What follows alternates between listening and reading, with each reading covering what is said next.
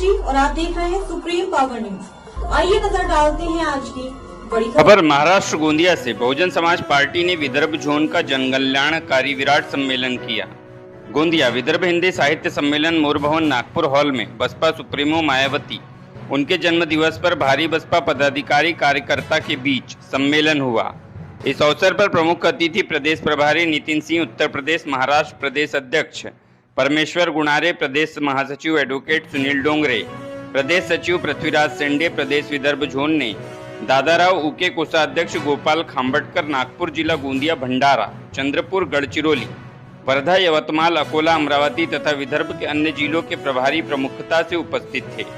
भव्य आयोजन में आगामी लोकसभा चुनाव हेतु सांसद बनाने तथा बसपा को मजबूत बनाने, विधिक कार्य कर देश में मायावती को पंतप्रधान बनाने हेतु विशेष भार दिया गया। महाराष्ट्र गोंदिया से सतीश पारधी की रिपोर्ट। मेडिकल कॉलेज बनाए, 6 इंजीनियर कॉलेज बनाए, 200 डिग्री कॉलेज बनाए, 25 से ज्यादा पॉलिटेक्निक कॉलेज बनाए, 200 से ज्यादा इंटर कॉलेज बनाए, 100 से ज्यादा आईटी कॉलेज बनाए, 572 से ज्यादा हाई स्कूल बनाए, 6000 से ज्यादा प्राइमरी स्कूल बनाए। केवल सत्ता से हो सकता है। सत्ता लाने के लिए हम लोगों ने प्रयास करना चाहिए और गांव-गांव, गली-गली में जाकर, बूथ सेक्टर में जाकर पुनः संगठन हम लोगों ने बनाना चाहिए। कांग्रेस को वोट देना है। मैं और बुद्धिजीवी से कहना चाहता हूँ, डॉक्टर बाबा साहब के भारत में फिर कैसे कहते हो तुम बाबा साहब के अनुयायी अपने आप को? बीजेपी से कांग्रेस है। मेरे बहुजन समाज के लोगों, यदि आपको मुझे जन्मदिन की बधाई देना है तो आप बहुजन समाज पार्टी की सरकार इस देश के अंदर बनाकर मुझे मेरे जन्मदिन की बधाइयां दो। आज ही बहन जी ने कहा, यदि आप लोगों को लगता है कि हमें बहन जी को जन्मदिन की बधाई देनी है तो इस महाराष्ट्र के अंदर अभी जो आने वाला लोकसभा का इलेक्शन है, हमने बहन जी के हाथों को मजबूत करने के लिए कम से कम 2-3 सीटों के ऊपर बहन जी को हमें जिताना चाहिए, इस हाथी को जिताना चाहिए, नीले झंडे को जिताना चाहिए। साथियों का बहुत बड़ा को बहुत सारा चेंजेस शायद नजर आया होगा। यदि कुछ बुद्धिजीवी साथी है जो सोच सकते हैं, जो मिशनरी साथी है, तो शायद डाइस के ऊपर उन्हें कुछ चेंजेस, थोड़े बहुत चेंजेस तो नजर आए। 4 जोन की कंपटीशन लगाई है और इस कंपटीशन में जो आगे बढ़ेगा उसको हम आगे बढ़ाएंगे। की संख्या 21% के अंदर जो बुद्धिस्ट समाज है उसकी तादाद लगभग 18 से 19% है। जब बहन जी को उत्तर प्रदेश का चीफ मिनिस्टर बना सकते हैं, माननीय घनश्याम साहब का सपना पूरा कर सकते हैं, डॉक्टर बाबा साहब अम्बेडकर जी का सपना पूरा कर सकते हैं, तो ये विदर्भ के लोग, ये विदर्भ के प्रदेश के लोग, या फिर मैं आपको बुरा लगेगा यदि मैं बाहर बोल दूं तो ये विदर्भ के लोग, ये आपके लिए जीवन मरण का प्रश्न है। यदि आप उत्तर प्रदेश की तरफ देखते हो तो अपने गिरेबान में झांको, इस विदर्भ के अंदर आपकी 19% तादाद है। आप लोगों ने क्या छुड़िया पहन रखी है कि आप चाहे जो भी हो, बाबा साहब के संविधान को हम अभी हाथ नहीं लगने देंगे। 2024 के अंदर नीला झंडा और हाथी निशान हम पार्लियामेंट के अंदर पर लगा के रहेंगे। तो साथी ये हो सकता है धन्यवाद साहब के सपने को पूरा करना चाहते हैं। से भी दूर रहते थे, सगे संबंधी आए तो उसका उतना मान सम्मान नहीं करते थे, लेकिन हम अपने कार्यकर्ताओं का रात में 12 बजे क्यों ना आ जाए उनके लिए हम बेसन भाकर करते थे। सही बात कह रहा हूं, नहीं कह रहा हूं? सही बात कह रहा हूं। वो साहब के समय की मूवमेंट दोबारा इस महाराष्ट्र की भूमि के अंदर आपको चलानी होगी। माननीय घनश्याम साहब सूखी रोटी खाके, 2 दिन की रोटी खाके, पानी पीकर उन्होंने इस मूवमेंट को चलाया। इनको एक दिन सफल करना है। बहन जी को यदि अभी सच्ची शुभकामनाएं देना है, बहन जी के उम्र को यदि साथियों थोड़ा सा बढ़ाना है, क्योंकि ऐसा नेता आपको बार बार नहीं मिलेगा। करो, गली नुक्कड़ पे जाना दोबारा शुरू करो, छोटी छोटी मीटिंगें लेना दोबारा शुरू करो।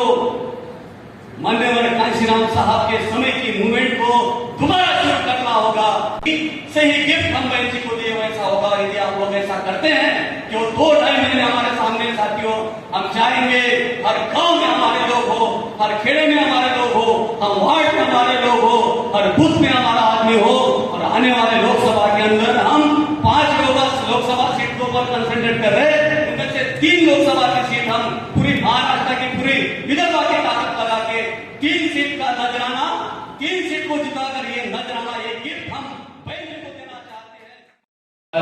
देश में दलित समाज की क्या स्थिति होती है, जो स्थिति बहुत कमजोर थी वो कैसे ताकतवर हुई, उसका परिचय आपको देखकर होता है, आपको देखकर लगाया जा सकता है।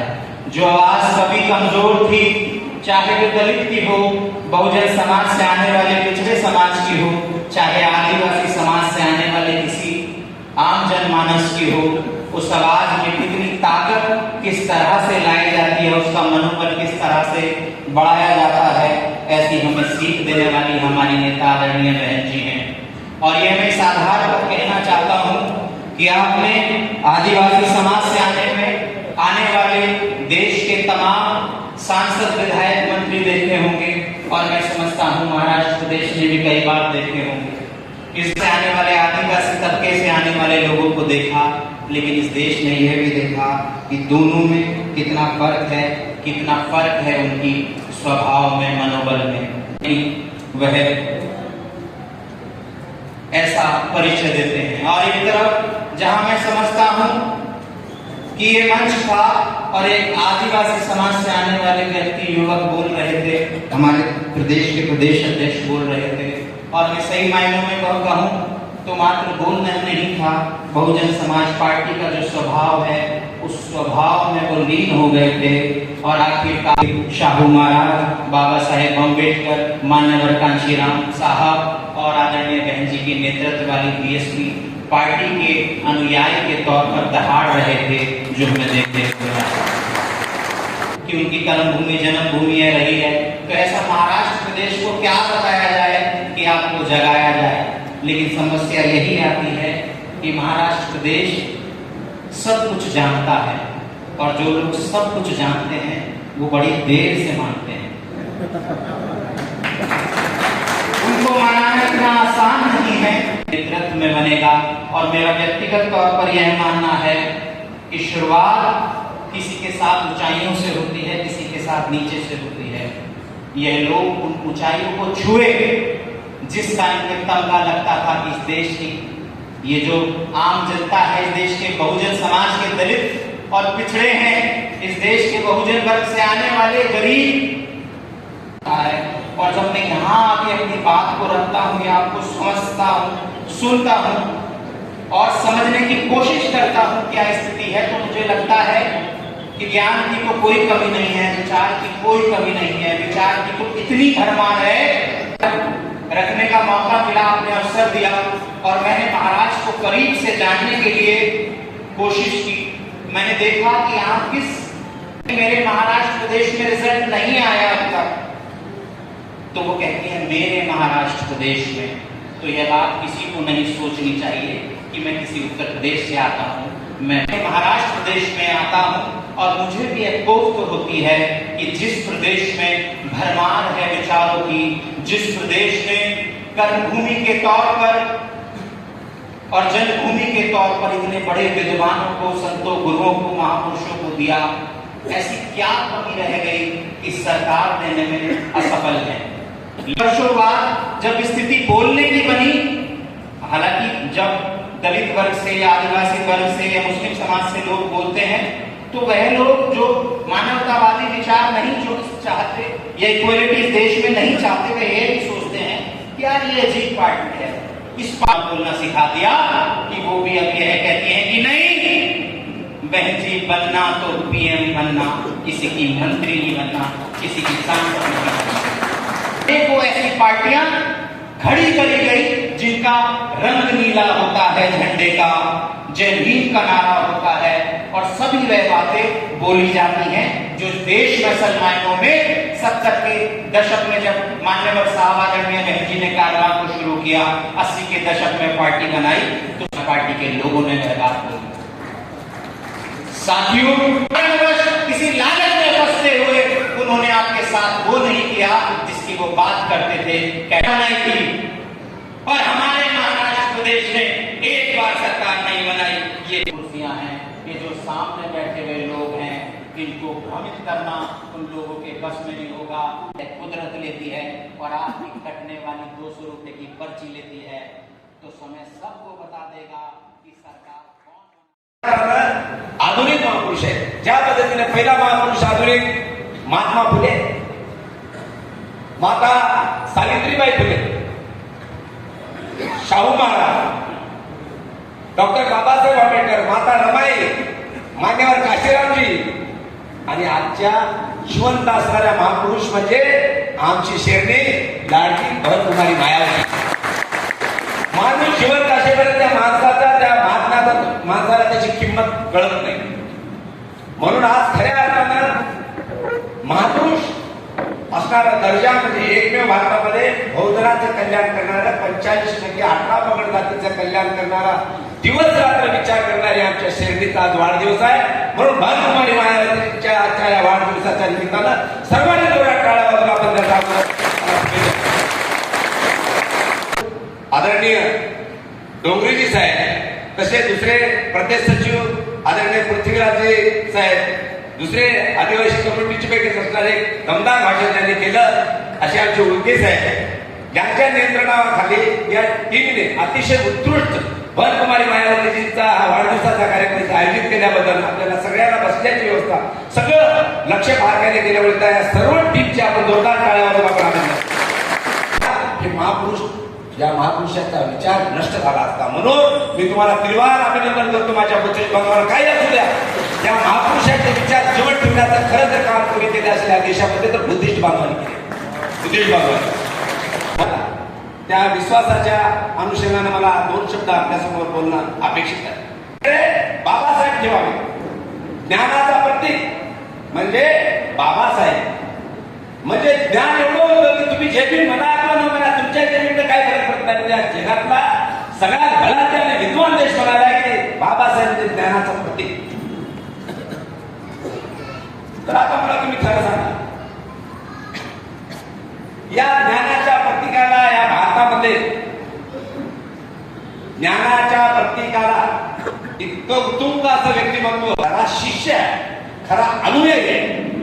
आज महाराष्ट्रामध्ये काय हाय कोणी बाबासाहेबांचा खरा शिष्य आहे? विद्वत्ता भयानक।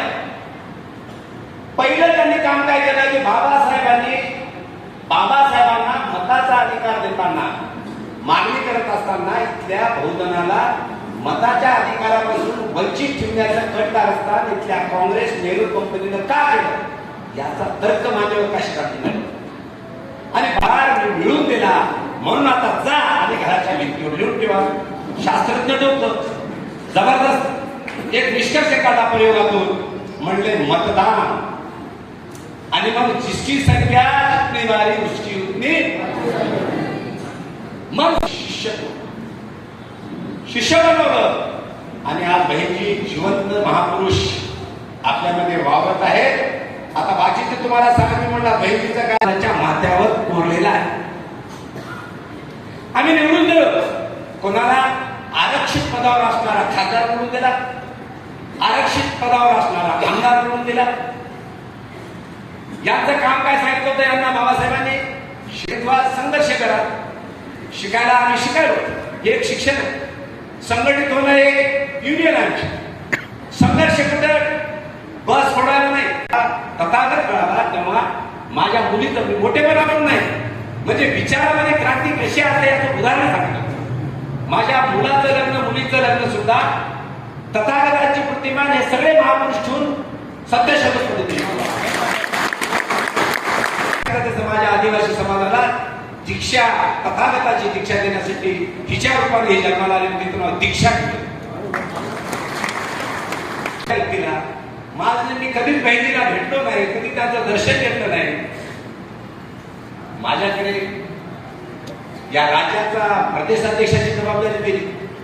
ही क्रांती कशाची आहे? ही क्रांती आहे विचाराची। ही क्रांती आहे विचाराची. तर शुभेच्छा पोहोचतील. आणि आता तुम्ही डुप्लिकेट, मी डुप्लिकेट, हे सगळे डुप्लिकेट असणारी बोलली म्हणजे नागपूर भूमी आहे, विदर्भ आहे. इकडे आम्ही वेगळ्या अँगलनं पाहतो. इथं एवढा खचाखच खजिना, वैचारिक खजिना आमचे केडवर घेणारे गोपाळरावजी या ठिकाणी आहेत. तुम्ही खरोखर झोपलात की झोपीचं सोंग करत नाही. इमानदार